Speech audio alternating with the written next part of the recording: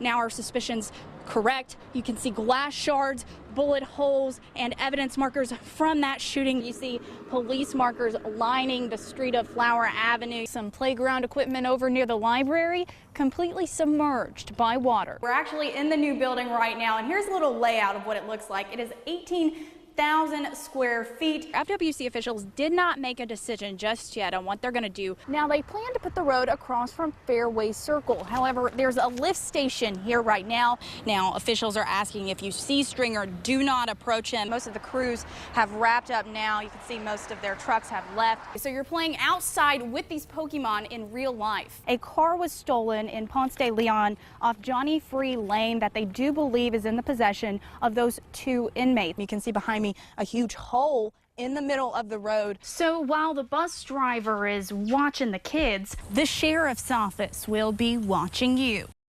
Tourist development councils are working to correct misinformation after an Atlanta meteorologist got on the airwaves yesterday saying some panhandle beaches were closed and infected with a flesh-eating bacteria. News 13's Maggie Solomon joins us live from Panama City Beach. Maggie, Bay County had satisfactory tests from the health department. They did, Amy, and the health department here in Bay County says the waters are completely safe. Now, over in Walton County, 2 beaches were given that health advisory, one of which has since been rescinded. Now, I need you to keep in mind, Atlanta is the top market for tourism as far as Panama City Beach and South Walton, and this is the kind of misinformation that can spread quickly. On the eve of one of the busiest weekends of the year. It's a wonderful day in South Walton. This is Brooke. South Walton is fielding a ton of calls and questions. We had a lot of calls to our partners and to our hotels and lodging accommodations, people trying to get the facts. Facts concerning this, a sign warning people of a health advisory on 2 of Walton County's beaches, Blue Mountain Beach and Miramar Beach. 2 beaches had bacteria present, and again, there's bacteria present outside every day.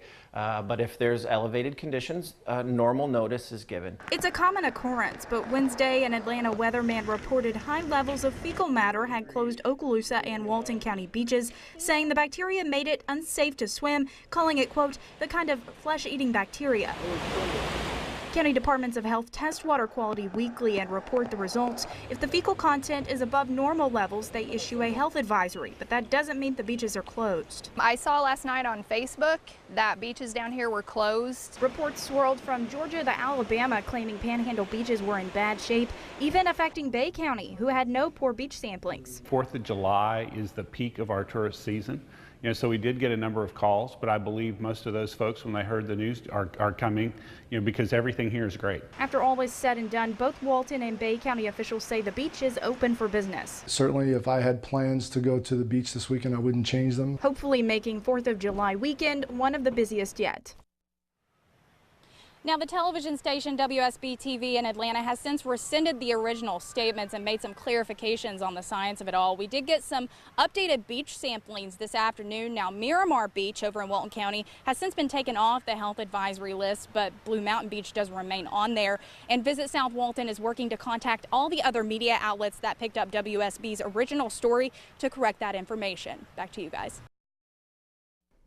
It's a sound normally associated with safety.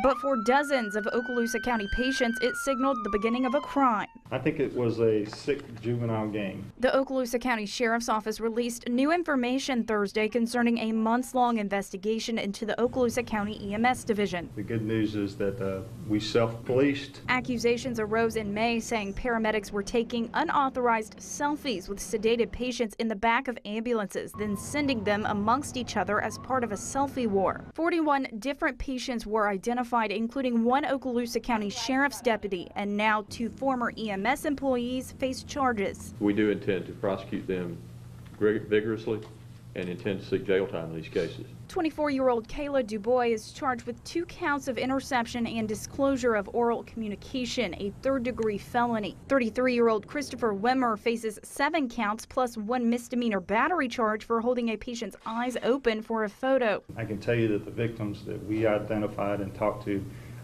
were angry, were frustrated, were hurt. The sheriff's office believes no images or videos were shared online or on social media, but they were sent to other EMS and non-EMS personnel. As a result, the county is making serious changes to its phone policy. We have banned the use of personal cell phones while in the back of an ambulance. In addition, paramedics' work-provided cell phones are now disabled from taking photos or video. In Shalimar, Maggie Solomon, News 13. Being ready for an active shooter situation is impossible. Being prepared, that's a different story. It's muscle memory. The Bay County Sheriff's Office is spending all month giving sworn officers hands-on experience with lifelike simulations. Your heart rate's elevated, and it's a stressful situation. Miss your hands, miss your hands. We train them to go in, find them, deal with it, and stop the killing. Deputies are using 3 basic options: pass, hold, or shoot. You scan the rooms, you identify if there is a threat. If there's not, you move on. That's the pass. If you see somebody in there that has a potential weapon, if you think that is a threat, you address that threat, you hold them. And the person has a weapon in their hand or has proximity to you to injure you or maybe somebody else, that would be a shoot. So let's put it to the test: pass, hold, or shoot. Here we go.